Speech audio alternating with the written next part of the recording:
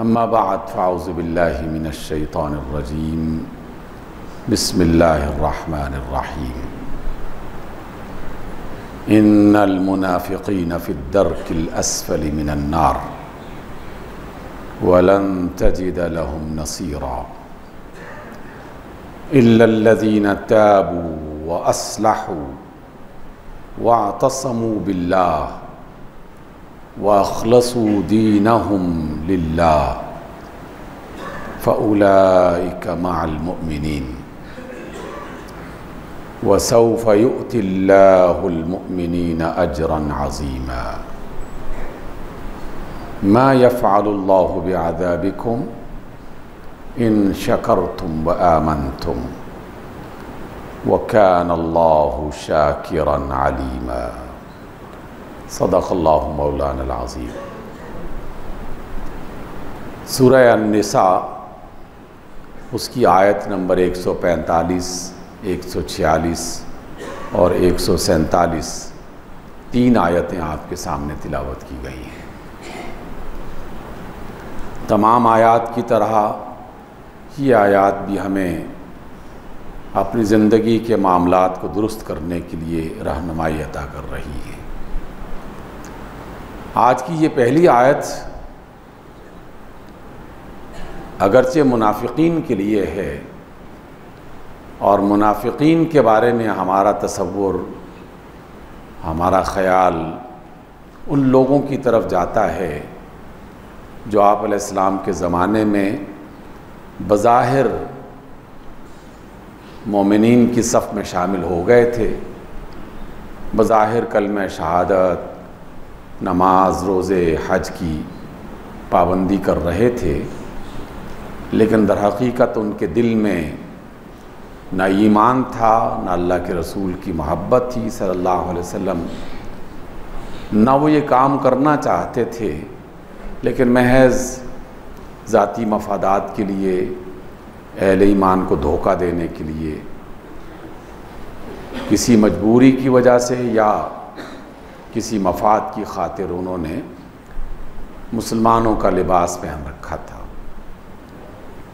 ऐसे मुनाफिकीन आज के दौर में न होने के बराबर हैं, लेकिन ऐसा नहीं है कि वो मौजूद ही नहीं हैं, मौजूद हैं और आए दिन कोई ना कोई ख़बर मिलती रहती है कि फ़लाँ इलाक़े में ऐसा फ़र्द गिरफ़्तार किया गया जो किसी मस्जिद में इमाम था, किसी जमात के अंदर शामिल था, लेकिन जब तहक़ीक़ की गई तो पता चला कि वो तो सिरे से मुसलमान ही नहीं था। अगरचे ये कम है, लेकिन चूँकि कुरान और सुन्नत में और ख़ास तौर पर आप अलैहिस्सलाम के फ़रामीन में दूसरे मुनाफिकीन का ज़िक्र बकसरत मौजूद है और वो वाले मुनाफिकीन किसी न किसी शक्ल में हमारे दरमियान, हमारे इदारों में, हमारी तंजीमों में, हमारी जमातों में, हमारे माशरे में और ख़ुद हमारे अंदर भी उसके कुछ न कुछ असरात किसी न किसी शक्ल में पाए जाते हैं। तो इसलिए जब भी इस तरह की कोई आयत पढ़ें तो अल्लाह ताला की पनाह तलब करनी चाहिए उस जहन्नम के अज़ाब से, शैतान के वसवसों से, इब्लीस की चालों से जो अहले ईमान को नुकसान पहुंचा रही होती हैं और अल्लाह को नाराज़ कर रही होती हैं। क्योंकि अल्लाह ताला ने ये ऐलान फरमा दिया है और इसमें कोई शक व शुबा नहीं है, क्योंकि अल्लाह फरमा रहा है तो उसमें कौन कह सकता है कि ये बात गलत है। बिल्कुल सही बात अल्लाह ताला ने फरमा दी कि इन्नल मुनाफिकीना फ़िद्दर्किल अस्फ़लि मिनन नार। काफिरों के लिए अल्लाह ने जहन्नम का ज़िक्र किया, अज़ाब का ज़िक्र किया, रुसवाई का ज़िक्र किया, आग का ज़िक्र किया, लेकिन मुनाफिकीन के बारे में बिल्कुल खुलकर ये कहा, अल्लाह ने फरमाया कि जहन्नम के सबसे निचले दर्जे में और आग के सबसे खौफनाक मकाम पर मुनाफिकीन को अल्लाह ताला रखेंगे। गोया कि अल्लाह रब्बुल इज़्ज़त ऐसे बंदों को पसंद करता है जो खुले दिल से, सच्चे दिल से अपने ईमान का ऐलान भी करें अपने इस्लाम का इजहार भी करें और उनके दिल में कोई खोट ना हो। इंसान होने के नाते से कोई कमज़ोरी, कोई गुनाह, कोई गलती, कोई ख़ता का सरजद हो जाना ये कोई बड़ी बात नहीं है। लेकिन वो लोग कि जिनके दिलों में खोट है, अल्लाह ताला उन्हें किसी सूरत में पसंद नहीं करता। इसी वजह से उनके लिए कहा कि हम उन्हें जहन्नम के सबसे अज़ियतनाक और निचले तरीन दर्जे में उन्हें फेंकेंगे, जहाँ से उन्हें कोई नहीं बचा सकता। वलन तजिद लहुम नसीरा, और वहाँ आप उनका कोई भी मददगार ना पाएंगे। न दौलत उनके काम आएगी, न कोई और फ़र्द या ताकत उन्हें उस अज़ाब से बचा लेगी। लेकिन इस आयत के बाद जिसमें उन मुनाफिकीन का तज़किरा है, लेकिन दूसरे मुनाफिकीन जिसकी तरफ मैंने इशारा किया, रसूलुल्लाह सल्लल्लाहु अलैहि वसल्लम ने जिसकी वजाहत फरमाई, अब उनकी तरफ रहनुमाई हमें अता की जा रही है। वो मुनाफिकीन जो हैं तो मुसलमान, उनके ईमान में शक नहीं है, लेकिन वो अपनी दुनिया की लज्जतों और मफाद परस्तियों और दौलत की मोहब्बत और इक़्तिदार की हवस और ये जो दुनिया के मुख्तलिफ़ किस्म की अट्रैक्शंस हैं, उसमें इस कदर गुम हो गए और मगन हो गए हैं कि बाकायदा खुल्लम खुल्ला अल्लाह के हुक्मों की नाफरमानी कर रहे हैं और किए चले जा रहे हैं। और ज़बान से ये भी कहे जा रहे हैं कि हम अल्लाह के बंदे हैं, उसके रसूल के उम्मती हैं और हम मुसलमानों के खैर ख़्वाह हैं। ये भी दिन रात बयानात उनके जारी रहते हैं, जलसों में, टीवी चैनल्स पर, मुख्तलिफ़ मकामात पर, अपनी तहरीरों में वो ये भी कहते रहते हैं कि हम बड़े खैर ख़्वाह हैं उम्मत के, हम तुम्हारे साथी हैं, हम तुम्हारे गम में शरीक हैं। ये भी कहते चले जाते हैं और अपनी गलत रविश पे भी उसी तरह अकड़े हुए कारफरमा हैं और वो काम किए चले जा रहे हैं। हमने कई बार इन मजालिस में ज़िक्र किया और मैंने ये बात भी मुतअद्दिद बार दोहराई कि हम किसी फ़र्द को निशाना नहीं बनाते, किसी जमात को तनकीद उस पर करना ये हमारा मकसद नहीं है। हम तो इन इंसानों में, हम सब इंसानों में जो ख़राबियाँ पाई जाती हैं, जिन ख़राबियों की वजह से दुनिया की ज़िंदगी भी बर्बाद हो रही है और आखिरत में भी उन्हें ज़िल्लत और रुसवाई का सामना करना पड़ेगा, तो हम तो उन्हें बता रहे हैं कि जब तक सांस चल रही है, जब तक अल्लाह ताला ने मोहलत दे रखी है, तो क्यों नहीं अपने आप को संभालते, क्यों नहीं तौबा करते और अपने मामलात को सही करने की कोशिश करते। तो ये अगली दो आयात में अल्लाह ताला ने इसी बात को दोहराया है। अल्लाह ने फरमाया दुनिया में मुनाफिकीन मौजूद हैं, लेकिन उनके लिए भी अल्लाह ताला ने अपनी रहमत का ये दरवाज़ा खोला और फरमाया इल्लल्लज़ीना ताबू, हाँ जो लोग तौबा कर लें, अपनी गलती का सच्चे दिल से एहसास कर लें। और सच्चे दिल से अपनी गलती का एहसास करने का मतलब ये है कि वह अस्लहू, फिर वो अपने मामलात को दुरुस्त कर लें, अपने मामलात को ठीक कर लें।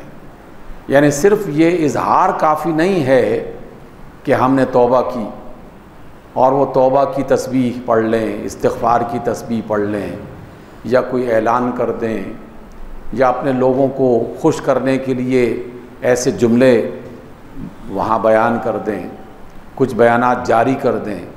तो ये महज कहने की बात नहीं है, बल्कि ये करने की बात है।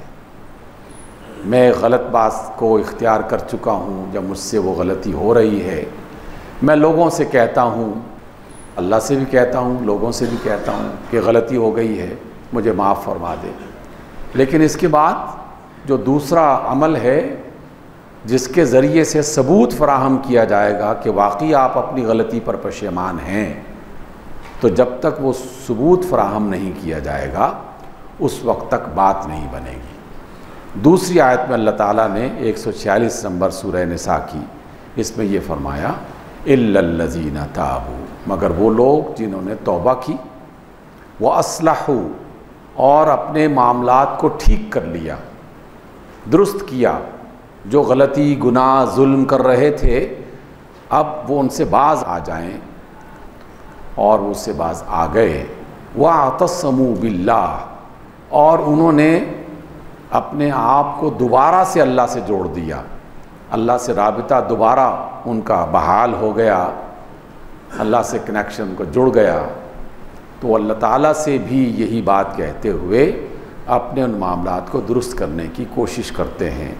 व अखलसू दीनहुम लिल्लाह, और उसके बाद अपना दीन यानी अपना तर्ज़ अमल, अपना किरदार और अपने ख़यालात, और ख़यालात के साथ उनके जो मामलात हैं उनको दुरुस्त करते हुए दीन को अल्लाह के लिए खालिस कर दिया।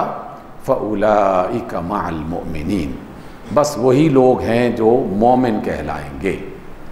गोया कि जिन लोगों ने अपने अमल से और अपने इकरार से ये सबूत फराहम न किया अल्लाह ताला की बारगाह में कि हम अपनी गलतियों को छोड़ रहे हैं, उन बगावतों से अपने आप को पीछे हटा रहे हैं और तेरी इताअत का ऐलान करते हैं, और ये है वो सबूत, और उसके बाद वो वाकई साबित करें कि हमने वाकई अल्लाह के रसूल सल्लल्लाहु अलैहि वसल्लम की बात को और अल्लाह की बात को तस्लीम कर लिया है और मान लिया है, तो वो मोमिनीन में शुमार होंगे अल्लाह के कहने के मुताबिक। फिर अल्लाह ने फरमाया वसौफ युतिल्लाहुल मुमिनीना अजरन अज़ीमा, अगर वो वाकई मोमिन बन गए, सच्चे दिल से अपने मामलात को दुरुस्त करते हुए मोमिनीन के साथ मुखलिस हो गए, अल्लाह के साथ राब्ता बेहतर हो गया, तो फिर हम मोमिनीन को अज़ीम अजर अता किया करते हैं। हमारा ऐलान है कि हम मोमिन को नवाजेंगे अज़ीम अजर से। और कुरान मजीद की आयात भरी पड़ी हैं अजर के हवाले से और उसकी वजाहत के एतबार से। हम उसका एक इंतहाई इख्तिसार के साथ अगर ज़िक्र करना चाहें तो अल्लाह जब अजर अता करता है तो वो सिर्फ़ आखिरत में अता नहीं करता, उसने ये दुनिया भी उसी की है, वो दुनिया भी उसी की है, और जो रब आखिरत में रब होगा वो इस दुनिया में भी रब है। तो जब वो अता करता है तो फिर ज़मान व मकान उसके लिए कोई हैसियत नहीं रखता, फिर वो बस अता करता है। और दुनिया में अल्लाह की अता का सबसे खूबसूरत और सबसे अजीम जो रंग और निशान है कि अल्लाह ताला उस इंसान की इज़्ज़त में इजाफ़ा करता है। दूसरा अल्लाह ताला की अता का निशान कि अल्लाह ताला उसके दिल को मुतमईन कर देता है। और जब हम अल्लाह की आयात में इत्मीनान का माना तलाश करते हैं तो अल्लाह ने ख़ुद कई बार ये फरमाया कि हम उनके दिल से दो चीज़ें ख़त्म कर देंगे, निकाल देंगे, एक उनकी परेशानियों का गम और एक आने वाले ज़माने का खौफ। हर किस्म के गम से आज़ाद कर देंगे और हर किस्म के खौफ से नजात दे देंगे। अब ये तीन चार चीज़ें हैं, गोया कि ये एक पैमाना है जिसको अपने सामने रखते हुए हम अपना जायज़ा ख़ुद ब खुद ले सकते हैं। जैसे हम दुनिया के मामलात में अपने मामलात को देखते हैं और जायज़ा लेने के लिए जो दुनिया वालों ने कुछ आलात ईजाद कर रखे हैं, हम फ़ौरन उसका इस्तेमाल करते हैं।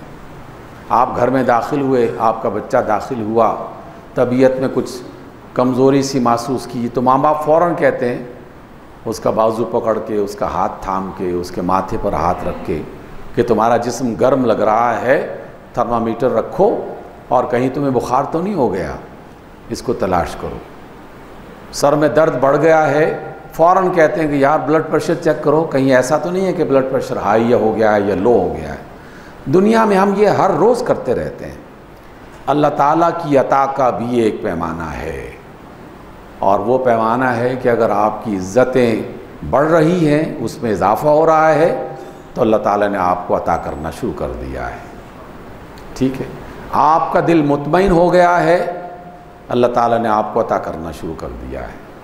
आपको आने वाले ज़माने का धड़का नहीं लगा, खौफ से आज़ाद हो रहे हैं और अल्लाह ताला पर पूरा यकीन और एतमाद करते हुए अपने दिल में ये एहसास पैदा करने की कोशिश करते हैं कि कोई बात नहीं, आज मुश्किल है तो कल आसान हो जाएगी, इस मुसीबत से अल्लाह ताला हमें नजात दे देगा। और वो कभी अपने बंदों को ज़ाया नहीं करता, तो खामखा परेशान होने की ज़रूरत नहीं है। ना वो डिप्रेशन का शिकार होगा, ना वो किसी और बीमारी में मुब्तला होगा जो ज़हनी और नफ्सियाती तौर पर हमारे अंदर मौजूद है। अगर ये मौजूद है तो इसका मतलब ये है कि अभी हमने ना सच्चे दिल से तौबा की है और ना मामलात को ठीक करने और दुरुस्त करने की कोशिश की है। इसलिए अल्लाह ताला ने हमें ये तालीम दी। सामीन गिरामी, हम इन आयात का इंतखाब इस वजह से करते हैं कि फ्रस्ट्रेशन फैलाना, डिप्रेशन में मुब्तला करना, लोगों को खौफज़दा करना, नाउम्मीद और मायूस करना, इसके लिए तो माशाअल्लाह हमारे इदारे बहुत हैं। दिन रात रेडियो, टीवी, अखबारात और मुख्तलिफ़ किस्म के लोग कदम कदम पर बीमारियां फैला रहे हैं कि तुम्हारा कोई हाल नहीं है, ये मुल्क तबाह हो गया है, बस इस मुल्क को छोड़ो। कहाँ जा सकते हो? हम अपने बच्चों से कहते हैं, जब ये ख़बर सुनते हैं कि 3-4 लाख चले गए, 8 लाख चले गए नौजवान, तो परेशानी की बात तो है। लेकिन अपने आप से सवाल किया जाए कि क्या 25 करोड़ पाकिस्तानी अपना मुल्क छोड़कर किसी जन्नत में चले जाएंगे, किसी दूसरे मुल्क में चले जाएंगे? अगर मैं चला गया, मेरे घर वाले यहाँ परेशान हैं, मेरे बच्चे यहाँ परेशान हैं, मेरे माँ बाप यहाँ परेशान हैं, तो मैं चला भी गया तो क्या कमाल किया? ये तो मैंने फ़िरार की ऐसी राह इख्तियार कर ली है और अपने आप को खामखाई एक पेन किलर देकर उस दर्द को महसूस न करने वाला अमल इख्तियार कर लिया है। तो क्या ये इलाज है? यकीनन ये इलाज नहीं है। हम ऐसे इलाज तलाश भी करते हैं और ऐसे इलाज करने की भी कोशिश करते हैं जिससे लोगों को धोखा दिया जाए। जान लीजिए, इस जुमले को अच्छी तरह याद कर लीजिए, जो शख्स इंसानों को धोखा देता है, दर हकीकत वो अल्लाह को धोखा देने की कोशिश कर रहा है और अल्लाह को धोखा दिया नहीं जा सकता। इंसानों को दिया जा सकता है, अल्लाह को धोखा दिया नहीं जा सकता।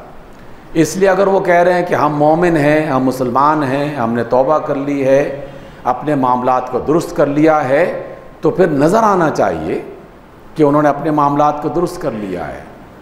फिर हम उन्हीं बीमारियों का तज़किरा करते रहेंगे जब तक कि वो बीमारी मौजूद है।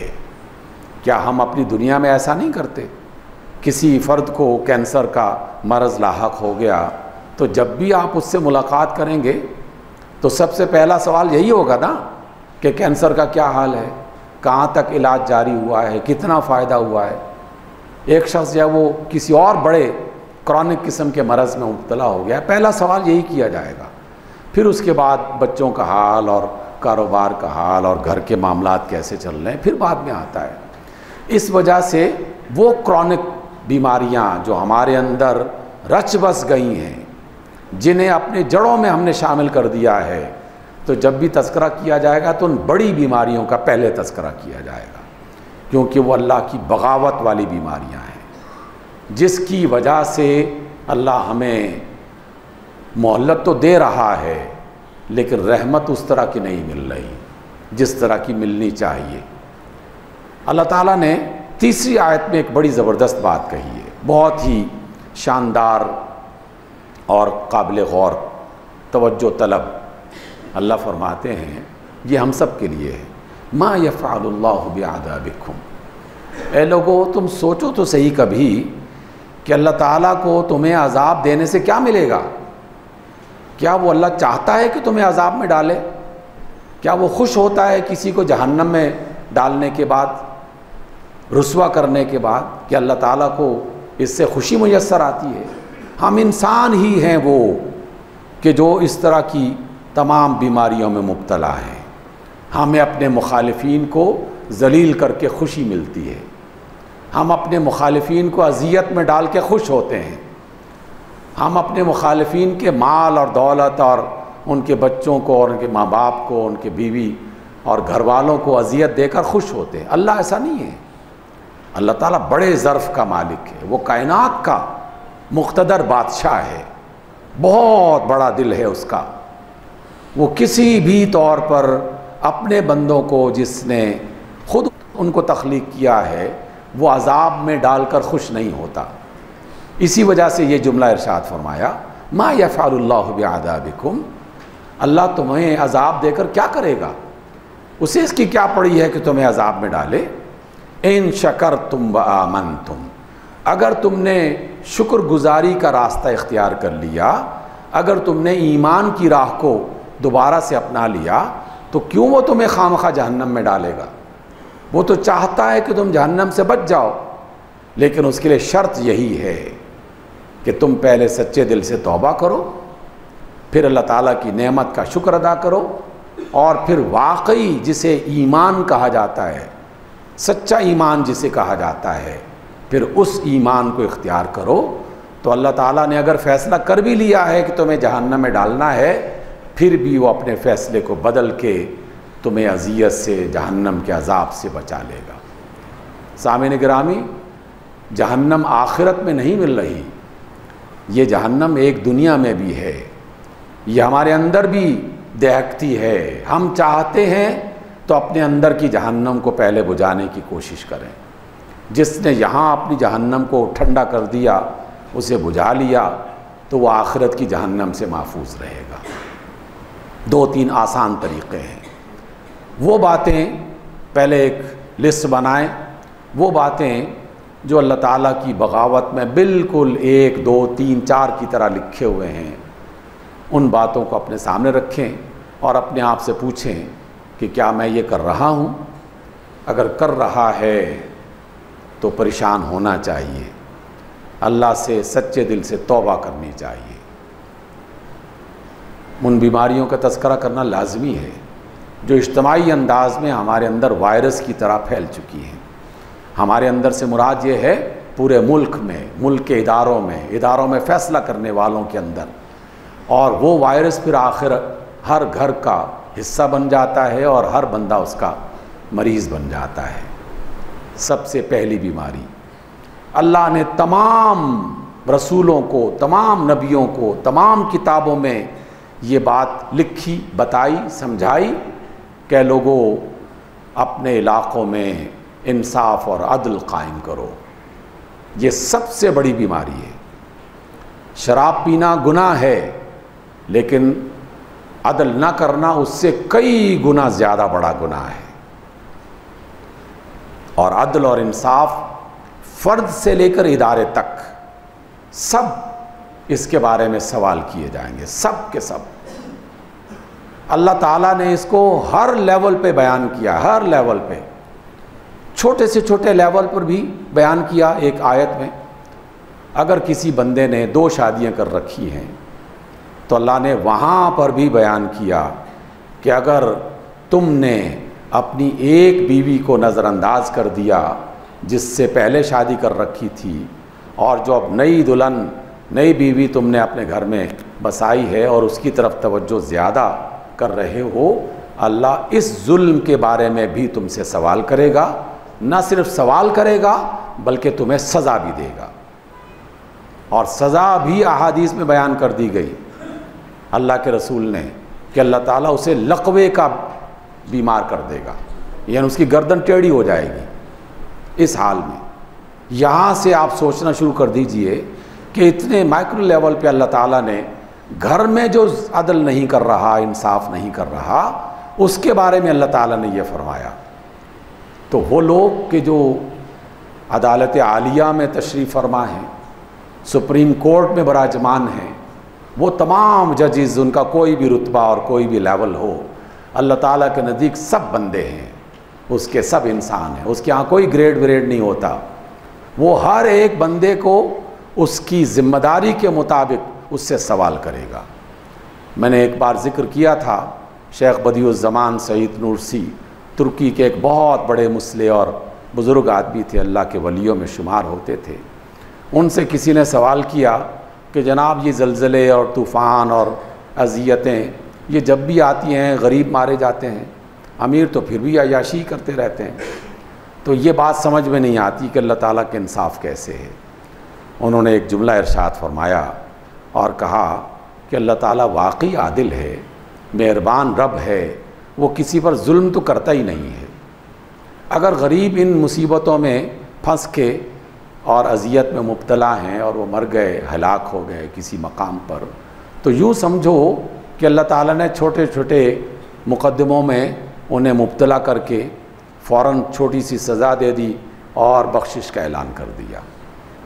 ये जो बड़े बड़े मुजरिम हैं ना, बड़े बड़े इदारों के सरबराह बने हुए हैं, इख्तियार है, दौलत है, कानून है, उनका हुक्म चलता है, उनके लिए अल्लाह ताला ने अपनी सुप्रीम नहीं, सुप्रीम से भी सुप्रीम अदालत बना रखी है। और उसमें जब वो हाजिर होंगे तो ना उसके मुकदमे को डिले किया जाएगा, ना उसमें ताख़ीर की जाएगी, ना कानून बदला जाएगा, ना उसमें कोई शख्स अपना जत्था बनाकर इन अदालतों पर रौब जमा सकेगा, ना उल्टी सिफारिश चल सकेगी, ना अंदर से तब्दील किया जा सकेगा, ना दौलत से उनको बदला जा सकेगा। वहाँ अल्लाह की अदालत होगी। और एक बुज़ुर्ग ने एक बंदे के सवाल के जवाब में ये कहा था, शायद मैंने पहले भी बताया हुआ आपको, दोबारा से सुन लीजिए और इस बात का ध्यान रखिए। एक आदमी ने बुज़ुर्ग से सवाल किया कि मुझे कोई नसीहत फरमाइए। उन्होंने कहा कि अल्लाह के बंदे, बस इस बात का ख्याल रखना कि कोई शख्स अल्लाह के हुजूर खड़ा होकर तुम्हारे ख़िलाफ़ शिकायत न कर दे।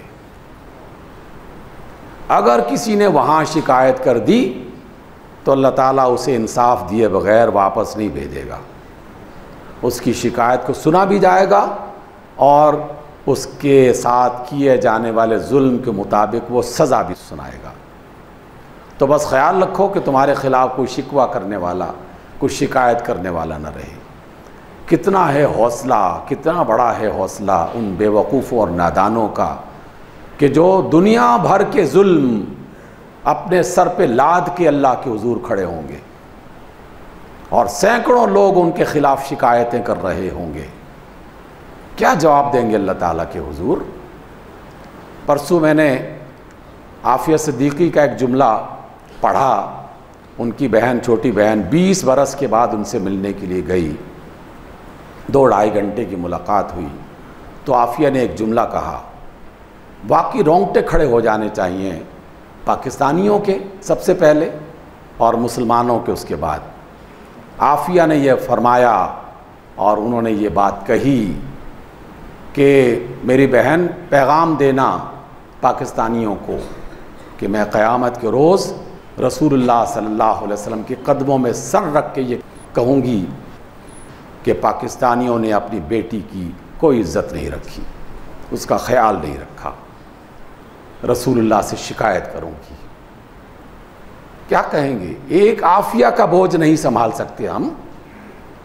सब के सब बहरे गूंगे बन के इस मुल्क में रह रहे हैं और न जाने कितनी आफियात और कितनी हमारी बहनें और बेटियां इस मुल्क में जुल्म का शिकार हो रही हैं। कितने बूढ़े माँ बाप अज़ियतों में मुब्तला हैं।